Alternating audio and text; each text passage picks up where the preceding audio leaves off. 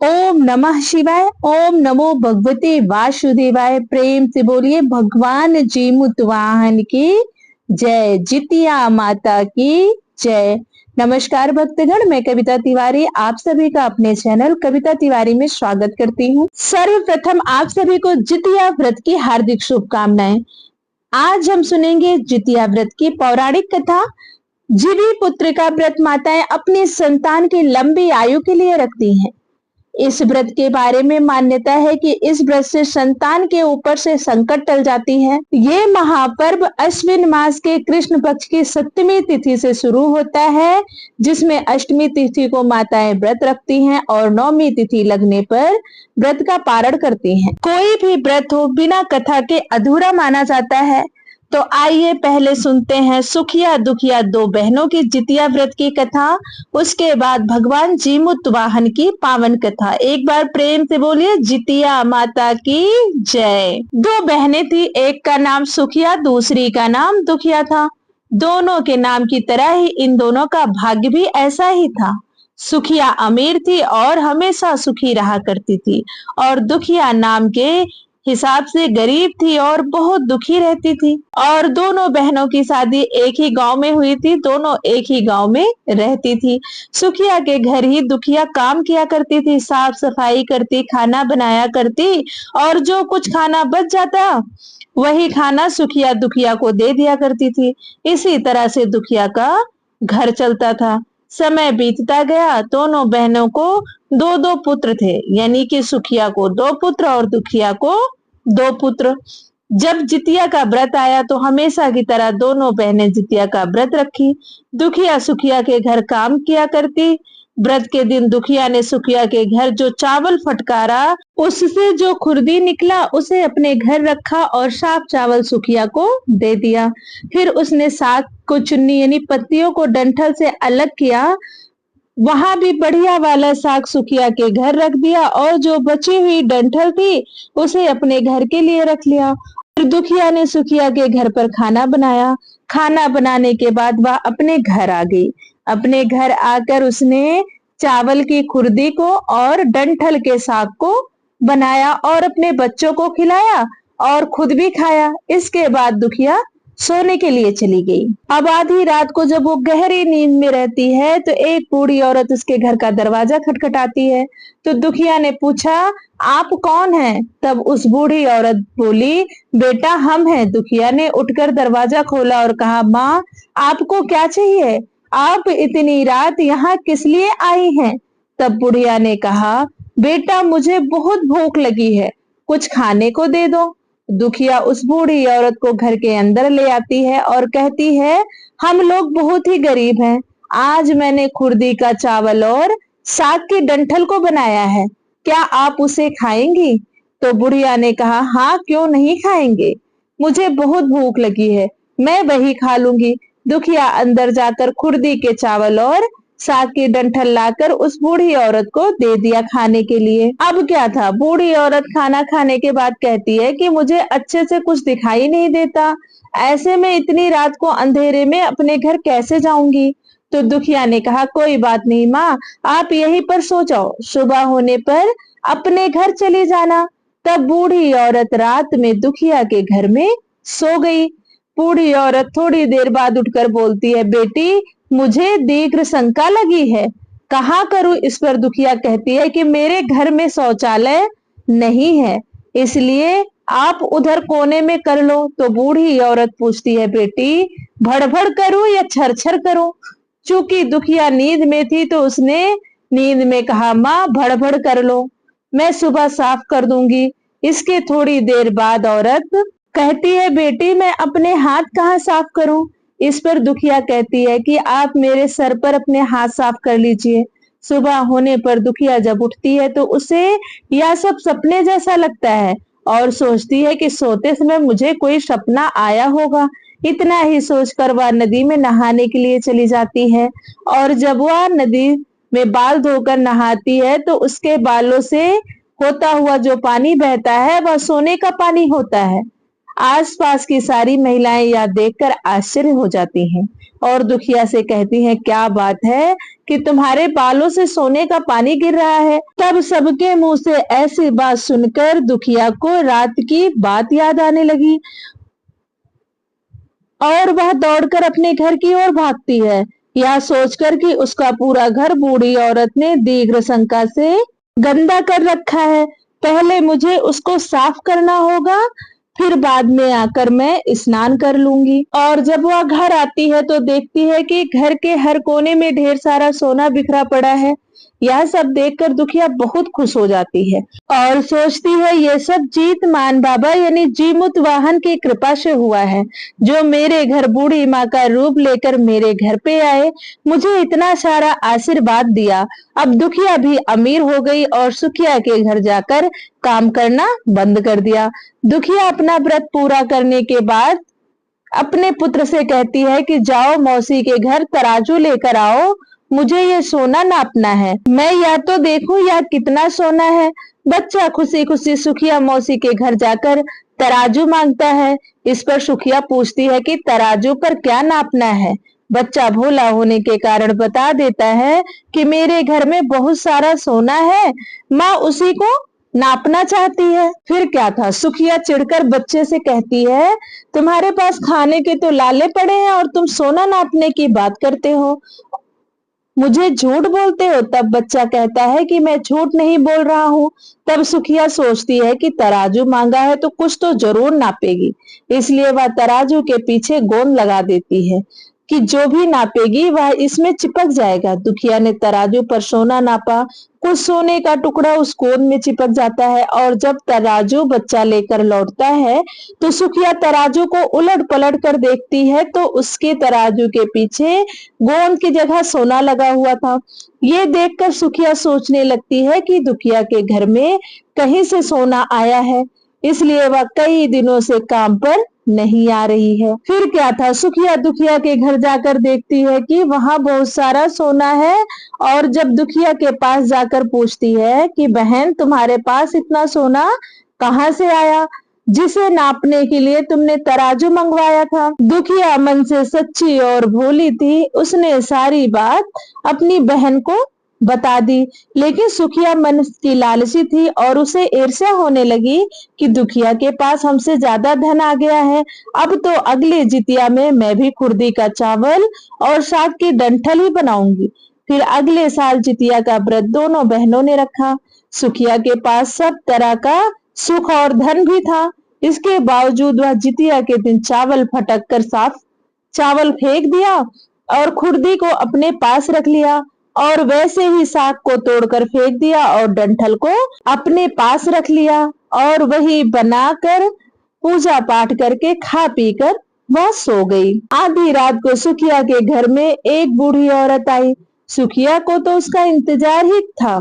उसने तुरंत दरवाजा खोलकर उस बूढ़ी औरत को अपने घर के अंदर ले आई।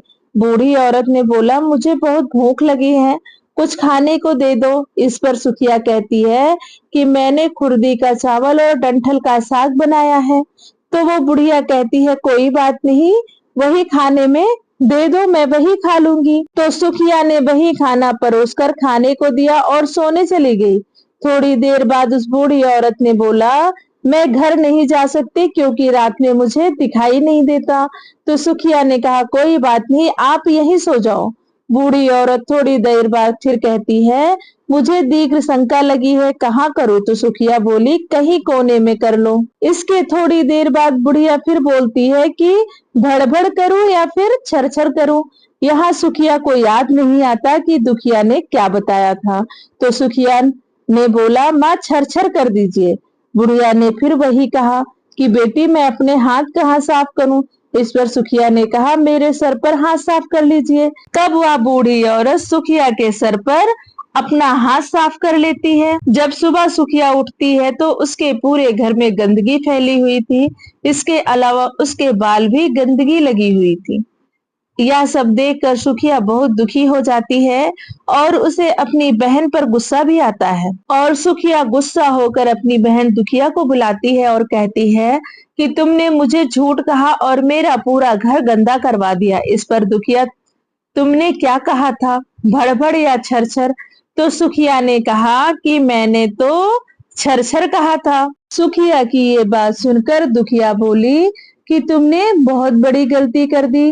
तुम्हारे पास तो सब कुछ था, किसी भी चीज की कमी नहीं थी, फिर भी तुमने लालच किया। तुम्हें पता है तुम्हारे घर जेमुत वाहन आए थे, वह भेष बदल कर आए थे, किंतु फिर भी तुमने उन्हें अच्छा खाना नहीं परोसा। मेरे पास तो कुछ भी नहीं था, इसलिए मैंने उन्हें खुर्दी का चावल और साग का डंठल खाने में परोसा था। लेकिन तुम्हारे अपने घर में सब कुछ था और तुमने भगवान का अपमान किया। सब कुछ होने के बावजूद तुमने उन्हें साग और भात खिलाया। तुम्हारे पास सब कुछ होने पर तुमको लालच नहीं करना चाहिए था, इसलिए तुम्हारे साथ बुरा हुआ। प्रेम से बोलिए जी मुतवाहन भगवान की जय, जितिया माता की जय। आइए अब सुनते हैं जितिया की दूसरी कथा। गंधर्वों के राजकुमार का नाम जेमुतवाहन था। वे बड़े उदार और परोपकारी थे। जेमुतवाहन के पिता ने वृद्धावस्था में वन को प्रस्थान कर दिया। आश्रम में जाते समय इनको राज सिंहासन में बैठाया, किंतु इनका मन राजपाट में नहीं लगता था। वह राज्य का भार अपने भाइयों पर छोड़कर स्वयं वन में पिता की सेवा करने चले गए। वन में ही जेमुतवाहन को मालयवती नामक राजकन्या से भेंट हुई और दोनों में प्रेम हो गया। एक दिन जब वन में भ्रमण करते हुए जेमुतवाहन काफी आगे चले गए, तब उन्हें एक वृद्धा विलाप करती हुई दिखी। पूछने पर वृद्धा ने रोते हुए बताया, मैं नागवंश की स्त्री हूँ, मुझे एक ही पुत्र है। पक्षी राज गरुड़ के कोप से मुक्ति दिलाने के लिए नागों ने यह व्यवस्था की है कि वे गरुड़ को प्रतिदिन भक्षण हेतु एक युवा नाग सौंपेंगे। आज मेरे पुत्र शंखचूड़ की बलि का दिन है। आज मेरे पुत्र के जीवन पर संकट है और थोड़ी देर बाद ही मैं पुत्र विहीन हो जाऊंगी। एक स्त्री के लिए इससे बड़ा दुख क्या होगा कि उसके जीते जी उसका पुत्र ना रहे। जेमुतवाहन को यह सुनकर बड़ा दुख हुआ। उन्होंने उस वृद्धा को आश्वासन देते हुए कहा, माता डरो मत, मैं तुम्हारे पुत्र के प्राणों की रक्षा करूंगा। आज उसके स्थान पर स्वयं मैं अपने आप को उसके लाल कपड़े में ढककर बाध्यशिला पर लेटूंगा ताकि गरुड़ मुझे खा जाए, पर तुम्हारा पुत्र बच जाए। इतना कहकर जेमुतवाहन ने शंखचूड़ के हाथ से लाल कपड़ा ले लिया और वे उसे लपेटकर गरुड़ को बलि देने के लिए चुनी गई बाध्यशिला पर लेट गए। नियत समय पर गरुड़ बड़े वेग से आए और वे लाल कपड़े में ढके जेमुतवाहन को पंजों में दबोचकर पहाड़ के शिखर पर जाकर बैठ गए। गरुड़ ने अपनी कठोर चोंच का प्रहार किया और जेमुतवाहन के शरीर से मांस का बड़ा हिस्सा नोच लिया। इसकी पीड़ा से जेमुतवाहन की आंखों से आंसू बह निकले और वह दर्द से कराहने लगी। अपने पंजे में जकड़े प्राणी की आंखों में से आंसू और मुंह से कराह सुनकर गरुड़ बड़े आश्चर्य में पड़ गए, क्योंकि ऐसा पहले कभी ना हुआ था। उन्होंने जेमुतवाहन से उनका परिचय पूछा। जेमुतवाहन ने सारा किस्सा कह सुनाया कि कैसे एक स्त्री के पुत्र की रक्षा के लिए वह अपने प्राण देने आए हैं, और कहने लगे, हे गरुड़ राज, आप मुझे खाकर अपनी भूख शांत करिए। गरुड़ उनकी बहादुरी और दूसरे की प्राण रक्षा के लिए स्वयं का बलिदान देने की हिम्मत से बहुत प्रभावित हुए। उन्हें स्वयं पर पछतावा होने लगा। वह सोचने लगे कि एक मनुष्य है जो दूसरे के पुत्र की रक्षा के लिए स्वयं की बलि दे रहा है, और मैं एक हूँ जो देवों के संरक्षण में हूँ, किंतु दूसरों की संतान की बलि ले रहा हूँ। उन्होंने जेमुतवाहन को मुक्त कर दिया। गरुड़ ने कहा, हे उत्तम मनुष्य, मैं तुम्हारी भावना और त्याग से बहुत प्रसन्न हूँ। मैंने तुम्हारे शरीर पर जो घाव किए हैं उसे ठीक कर देता हूँ। तुम अपनी प्रसन्नता के लिए मुझसे कोई वरदान मांग लो। तब राजा जेमुतवाहन ने कहा, हे पक्षीराज, आप तो सर्व सामर्थ्य हैं। यदि आप प्रसन्न हैं और आप मुझे वरदान देना चाहते हैं तो आप सर्पों को अपना आहार बनाना छोड़ दें। आपने अब तक जितने भी प्राण लिए हैं उन्हें जीवन प्रदान करें। गरुड़ ने सबको जीवन दान दिया और नागों की बलि न लेने का वरदान भी दिया। इस प्रकार जीमूतवाहन के साहस से नाग जाति की रक्षा हुई। गरुड़ ने कहा, तुम्हारी जैसी इच्छा वैसा ही होगा। हे राजा, जो स्त्री तुम्हारे इस बलिदान की कथा सुनेगी और विधि पूर्वक व्रत का पालन करेगी, उसके संतान मृत्यु के मुख से भी निकल जाएगी। प्रेम से बोलिए भगवान जीमूतवाहन की जय। आइए अब सुनते हैं जिउतिया व्रत के दिन सुनी जाने वाली भगवान श्री कृष्ण की कथा। प्रेम से बोलिए जिउतिया माता की जय। भगवान श्री कृष्ण की जय। महाभारत युद्ध के बाद अपने पिता की मृत्यु के बाद अश्वत्थामा बहुत ही नाराज था और उसके अंदर बदले की तीव्र आग जल रही थी, जिस कारण उसने पांडवों के शिविर में घुसकर सोते हुए 5 लोगों को पांडव समझकर मार डाला था। लेकिन दुर्भाग्य से वे सभी द्रौपदी की 5 संतानें थी। उसके इस अपराध के कारण उसे अर्जुन ने बंदी बना लिया और उसकी दिव्य मणि छीन ली, जिसके फलस्वरूप अश्वत्थामा ने उत्तरा की अजन्मी संतान को गर्भ में मारने के लिए ब्रह्मास्त्र का उपयोग किया, जिसे निष्फल करना नामुमकिन था। उधर उत्तरा की संतान का जन्म लेना भी आवश्यक था, जिस कारण भगवान श्री कृष्ण ने अपने सभी पुण्यों का फल उत्तरा की अजन्मी संतान को देकर उसको गर्भ में पुनः जीवित किया। भगवान श्री कृष्ण की कृपा से जीवित होने वाले इस बच्चे को जीवी पुत्र का नाम दिया गया और भगवान श्री कृष्ण ने कहा कि आज के दिन जो माताएं अपनी संतान की लंबी उम्र के लिए व्रत रखेंगी, उनके संतान की आयु लंबी होगी। वह संतान मौत के मुख से भी पुनः जीवित हो जाएगी और यही संतान आगे चलकर राजा परीक्षित बने और तभी से जीवी पुत्र का व्रत रखा जाने लगा। प्रेम से बोलिए जितिया माता की जय। जीवी पुत्रिका की जय। भगवान जीमूतवाहन की जय। भगवान श्री कृष्ण की जय। वन में एक सिमर के पेड़ पर एक चील रहती थी और उसी के पास में वही झाड़ी में एक सियारिन भी रहती थी। दोनों अच्छे दोस्त बन गए थे। चील जो कुछ भी खाने को लेकर आती, उसमें से सियारिन को भी खाने के लिए देती। सियारिन भी ठीक ऐसा ही करती। एक बार वन के पास के गांव में औरतें जिउतिया के पूजा की तैयारी कर रही थी। चीलों ने उस पूजा को बड़े ध्यान से देखा और इस बारे में अपनी दोस्त सियारिन को भी बताया। दोनों ने इसके बाद जिउतिया का व्रत रखा। दोनों दिन भर भूखे प्यासे रही, लेकिन रात में सियारिन को तेज भूख प्यास सताने लगी। भूख प्यास से व्याकुल सियारिन को जब बर्दाश्त नहीं हुआ तो उसने जंगल में जाकर मांस और हड्डी पेट भर के खाया। चीलों ने हड्डी चबाने की आवाज सुनी तो इस बारे में सियारिन से पूछा तो उसने सारी बात बता दी। फिर क्या था, चीलों ने सियारिन को खूब डांटा और कहा कि जब व्रत नहीं हो सकता तो इसका संकल्प क्यों लिया था। सियारिन का व्रत भंग हो गया, लेकिन चीलों ने विधि विधान से यह व्रत पूरा किया। अगले जन्म में चील और सियारिन दोनों मनुष्य रूप में राजकुमारी बनकर सगी बहनें हुई।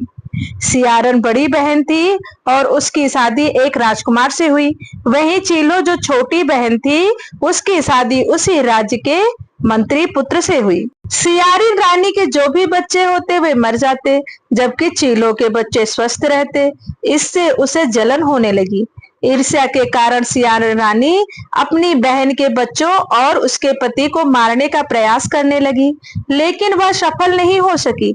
बाद में उसे अपनी भूल का एहसास हुआ और उसने अपनी बहन से क्षमा मांगी। तब बहन के बताने पर उसने फिर से विधि विधान से जिउतिया का व्रत किया, जिससे उसके पुत्र जीवित रहे। कहते हैं तभी से जीवी पुत्र का व्रत रखे जाने लगा। प्रेम से बोलिए जिउतिया माता की जय। कथा अच्छी लगी हो तो वीडियो को लाइक करें, शेयर करें, चैनल को सब्सक्राइब करें। धन्यवाद। राधे राधे। जय माता दी।